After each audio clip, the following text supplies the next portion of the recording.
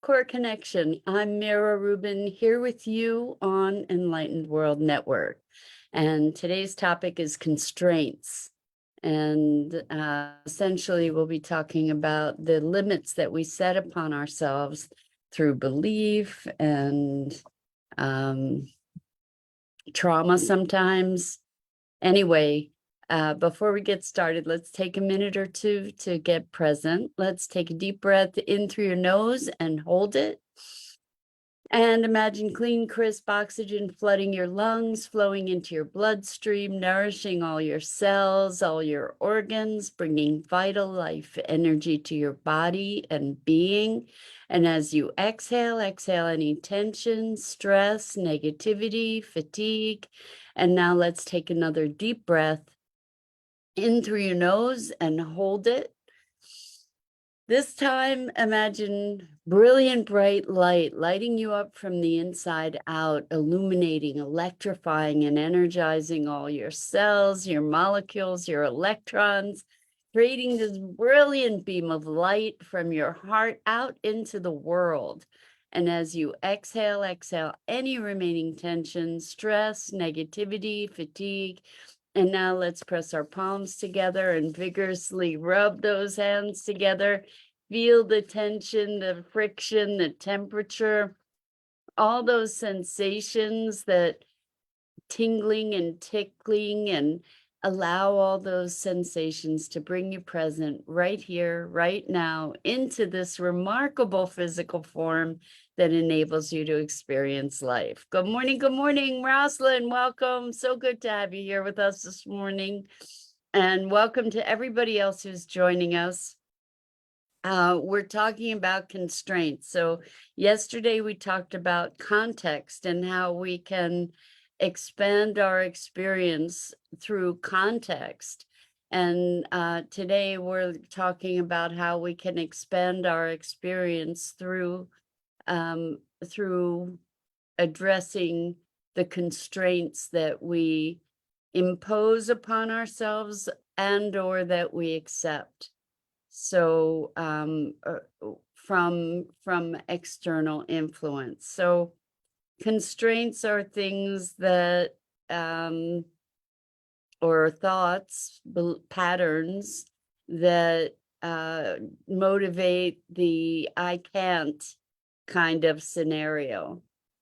So I think it's interesting to look at constraints. Can be also something that serve to offer us expansion. This is kind of an opposite take on constraints, rather than thinking of them as limitations, to be thinking of them in the context of the possibility that they can generate. So here's an example. I have a lot of examples going through my head. So I have experimented in my life with many different doctrines around food, trying to find a way to health and feeling better. So I've tried on lots of different food disciplines, so to speak. And so these disciplines have their constraints. One of the things that I tried at one point, which I don't hear anything about these days, which is really interesting, is macrobiotics. It was a really big trend for a long time. Had to do with eating brown rice and beans and cooking things in certain ways. And I don't know why it's fallen out of awareness, but very interesting. Anyway, there were lots of constraints in this eating modality or food preparation modality. And what was wonderful about it is that it actually, good morning, Jenny. So good to have you here with us. We're talking about constraints, and I'm just talking about for instance, food disciplines. So what was really interesting about this macrobiotic thing is that it introduced me to a number of foods that I had never heard of, things I had never experienced. And within those constraints, there were unlimited opportunities for creative expression. So the notion here is that within limit, we have infinity. And this is also arising for me because I'm starting to play with creative stuff again. With I had shared with you guys a while ago that I was playing with encaustic, which is paint that is wax. It's actually apparently the most archival, most lasting form of painting, because the wax just preserves, if you use the right wax, I guess. Anyway, so with art or with writing or with anything creative. Thank you, Jenny. Jenny says, originally she said, "Good morning, my friend." And now she revised that to say, "I meant good morning, friends." So that's awesome. Welcome to all our friends. If you guys are writing comments, by the way, and I'm not responding, it's because you need to go to the Enlightened World Network Facebook page and put your comments there, and I'll respond to them. So Gia, hello. It's become a small family group time here. It has indeed. And I love that sense of camaraderie and the consistency of you guys showing up. It just lights me up. I want to say thank you again. Anyway, constraints. So a blank canvas, a blank piece of paper when you're writing, getting started, that's challenging, right? And when you have a constraint or when you set up a context, the boundaries of that context can define or can open up the possibilities for where you go with it. So Jenny is talking about, Rosalind says, core connecting. That's true. Jenny is asking about the encaustic painting that I mentioned. So it's painting with wax. So I'm going to share this with you a little bit. So hold on, I'm just getting a couple things. So I was playing around. I had all these toilet paper rolls. This is from a while ago, but I had all these toilet paper rolls because I had been buying bamboo toilet paper, and the rolls were really substantial, really solid. And I thought, geez, there's something I could do with these, but I didn't know what. So I gessoed them, and then I started painting on them this is a while ago, painting on them with wax. And you can see that you can get, I don't know if you can tell, but there's quite a lot of texture here that you can get. And all the different colors. I was just having fun making these colorful messes on toilet paper rolls. And so then when I would be melting the wax, I have a hot plate and I melt the wax, and you can blend it on the hot plate itself. And I would wipe up the hot plate with these muslin strips, and it would soak up the wax. Didn't soak it up really well, but so this is wax from the hot plate that got put on the fabric. And I have been having my month off from my core connection practice, because I work for 3 months and then I take a month off. And So this is the last week of my month off. And so I was trying to decide whether I was going to do something with weaving or something with jewelry.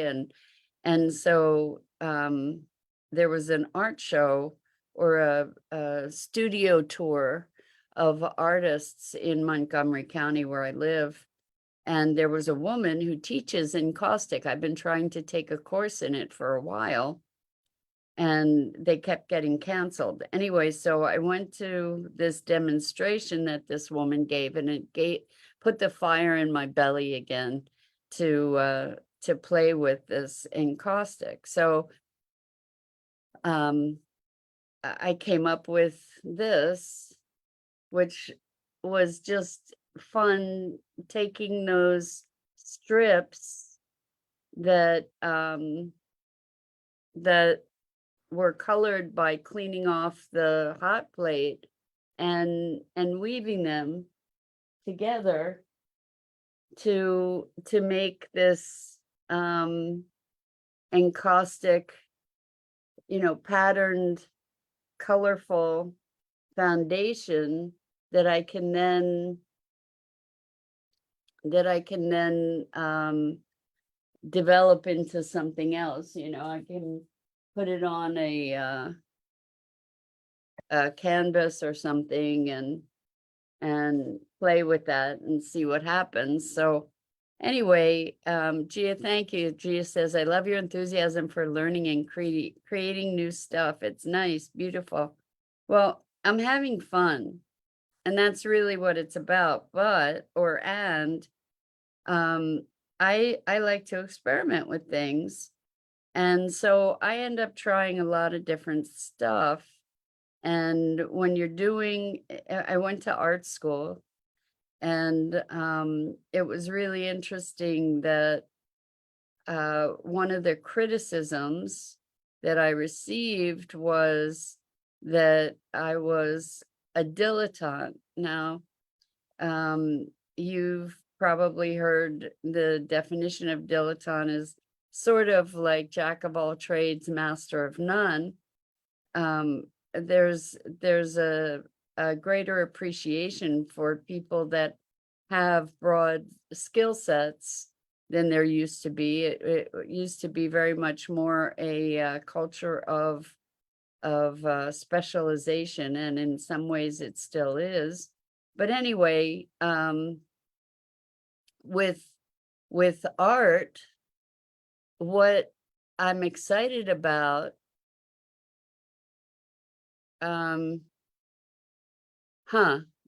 Jenny, you said you come up with interesting information to talk about what is dilation. I think you may have misheard something I said. I don't think I said dilation. Oh, a dilettante. A dilettante is somebody who dabbles in a lot of different things, but doesn't really get engaged in something in depth. And the thing is that I believe that you can have many interests and explore them in depth, so and those people, what are they called? Those people are called polymaths, I think, who have many interests, but of depth. Anyway, so with art, what I encountered at one point when I tried to have a show eons ago was that I didn't have a cohesive body of work, which is really interesting. And I don't know if that still has play or not. I'm imagining it does. But in other words, creating a theme, diving deep into certain explorations and expanding from those explorations. Gia says, like jack of all, master of none kind. Yeah, so this jack of all trades and master of none, I think, for instance, with so much that's going on in our culture, let's say you are an art director, right? As an art director, you need to have a lot of different skills, or at least exposure to a lot of different disciplines, in order to be able to manage all these different people. You need to know how long should it take to do a given task, for example. How long, like what's involved in certain achievements or projects, so that you know how to effectively manage them, right? So having a diversified background and orientation is really important. And I think you guys are probably aware that, for instance, a bunch of musicians are also artists or poets or writers, or like there's this creative impulse that expresses itself in all different ways. So anyway, getting back to this idea of the expansiveness of constraints. So for instance, me hitting on this idea of weaving and blending the weaving in with the encaustic, for me actually is really exciting, and it kind of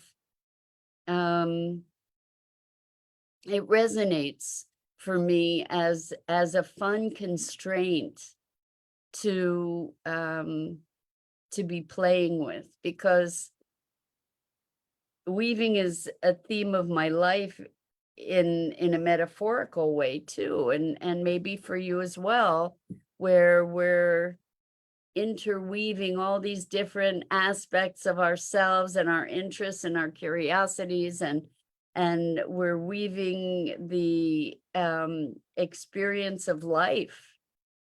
And Jenny says, creating is play. Exactly. And play is expansive. Play is allowing us to access a different dimension of thought and being. Play is enabling us to tap into a part of ourselves that goes beyond time and space. And so it's really interesting, like I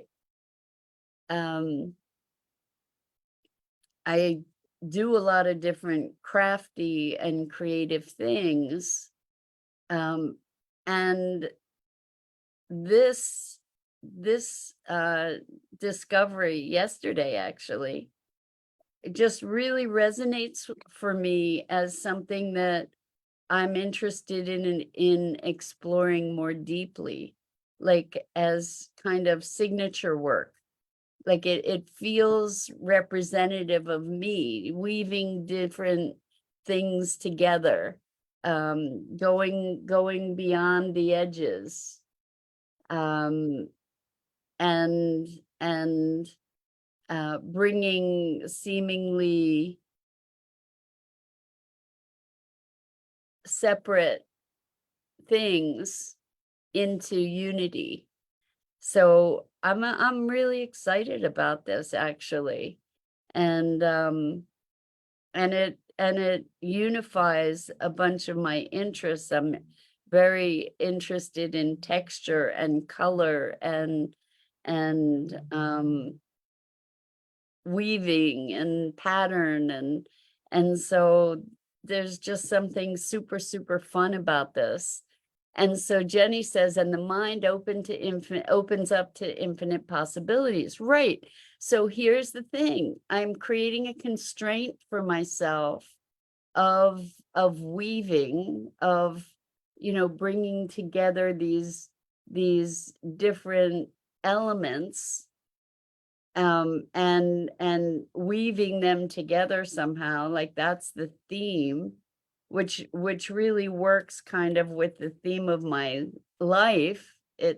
And I'm fascinated by it, and so, like, this feels like something that I can dive into to explore as an artist. So, when we think about art,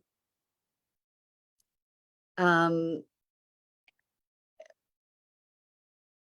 that's a whole other huge conversation, is what is art? I don't know. I think it's exploration. And I had a wonderful conversation with a friend yesterday about beauty.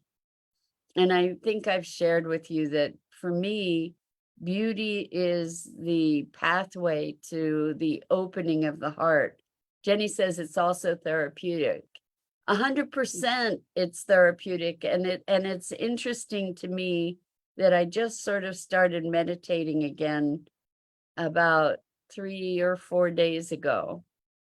And now I'm doing this creative stuff, and it's really resonating for me as something that I can pursue, that I can dive into more deeply, that really I feel connected to. So it's creativity is another form of meditation. When you get into a zone and time passes. I mean, I'm typically an early bird kind of person, going to bed at 8 or 9 at night, and it was 11 o'clock last night before I even noticed. I wasn't even aware that that had happened, and there it was. So anyway, constraints. Within this constraint that I'm setting up for myself around weaving, what in fact it feels like is super expansive, because now there's worlds and worlds that I can be exploring in this context of weaving and encaustic and color and pattern and all of that. So um depending upon the constraints we set for ourselves and how we decide to relate to them and interact with them, we can find ourselves in a place of constriction or a place of expansion and possibility. So Jenny asks if I listen to music. No, not at this moment. I don't. I just am quiet. And that's very interesting to me too, is that I don't I'm not I love music, but I'm not a big music person, in that I don't have music all the time in my life. Um, which is interesting, and it's very interesting, but I kind of like the silence. Anyway, um so constraint, and I'm wondering if you can look at your life, like places where, let's say, we're wanting to do stuff, but we're not motivated. Sometimes creating a constraint can give us the motivation that we need. So for example, let's say you're decluttering or cleaning, rather than being in the context of, oh my gosh, I have to clean the whole place. What if you give yourself a constraint and say, I'm going to give myself 10 minutes and see what I can do in 10 minutes, or I'm just going to put my attention on this one room, and that's enough. What would that be like? Does that open up possibility for you? Where it's like, oh, okay, now I can do that. I can approach that. I can approach the whole place, but this one little piece, I can do that. That's a constraint. That's a constraint that we can use in a way that's expansive. because it enables us to take an inspired action, right? Interesting. I've found that with food so often. I've tried macrobiotics, I've tried raw foods, I've tried juicing, and each of these constraints calls one to explore the boundaries, to see, well, how far can you go within that constraint? What's possible? How can I apply my creativity within that constraint to feel expansive? So, wow. Okay, Jenny, this is great. So the band Satsang from Montana and Trevor Hall. I am going to do a search for that. Thank you. I will definitely check it out.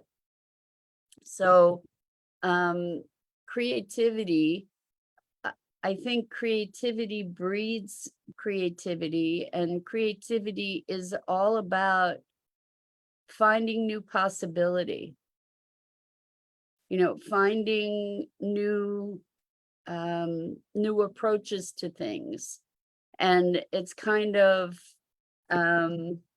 exercising our mental muscles so that we experience new contexts and new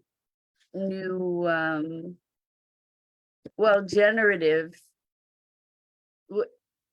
What we're doing is we're cultivating our generative capability. We're stepping outside the known. And so creative play is a way that we can step into the unknown, dancing. That's the idea, is to be dancing with the unknown. That's what creative play is. As long as we don't get ourselves stuck in having to produce something that is beautiful or saleable. I had a friend who was doing all kinds of beautiful, amazing ceramic work and having a fun time, and then sort of got stuck and was stuck in, yeah, but can I sell it? Can I make a living at it? And so the way that we addressed that was to say, okay, so here's the deal. Just go play, and then destroy whatever it is you made, because it wasn't, we wanted to get them engaged in the creative process rather than the evaluation of the final product, right? So just making messes like these fun messes that I made, they were just really fun, and I find them beautiful, actually, so vibrant and electric, and they're just messes, but they're really fun. And yes, so Jenny says healing and filling holes, building new. Med-for, I'm not sure what med-for is, but building new. There are all different ways that we can fill holes, right? And Jenny says dancing has no destination. Exactly. Dancing for the sake of dancing, being creative for the sake of being creative. And creativity is its own reward in so many ways. So I just invite you to play, because play in itself is healing. We're accessing that aspect of ourselves that is the same aspect, I believe, that we access when we're meditating, the place of possibility. And so anyway, I encourage you to look at the constraints that you set up for yourself, and to see how that can serve to be an expansive experience. Jenny says, I enjoy painting with watercolors. So Jenny, this is a really good way to address, like, when you're feeling down, when you're feeling overwhelmed, then go paint. You know, do that, give that to your heart and soul. That feeds your heart and soul. Rosalind says, until it can ignite with your higher calling. Exactly. Exactly. This whole thing is part of an ignition process, right? That's what we're up to, is discovering what it is to be the unique expression that we came here to be. So creativity is part of it. You know, when we're expressing our deepest nature, that is our creative urge. And you might not think you're a creative person, but each of us is. We're all creating all the time. You know, we're creating in the context of relationship. We're creating in the context of the work we do and the words we say. Jenny says, absolutely well said, Rosalind. Agreed, 100%. Igniting our higher calling. So with that, I just want to say thank you. As always, I deeply, deeply appreciate you and your engagement in these conversations. It enriches my life profoundly, and I'm so grateful to you for that. And hopefully it enriches yours as well. And so that's it for this morning. I'm Mira Rubin. This is the Core Connection, and I go live here each weekday morning at 9 a.m. Eastern. So on the Enlightened World Network Facebook page and YouTube channel. And I encourage you to check out the other awesome programming on Enlightened World Network. So Jenny, as a parting remark here, says, creating our lives, essentially. Yes, exactly. We are creating our lives. Exactly. So with so much love to you. Please check out the other awesome programming on Enlightened World Network and Enlightened World Living and EWN One with the Earth. And I hope to see you again here really, really soon. Until then, so much love.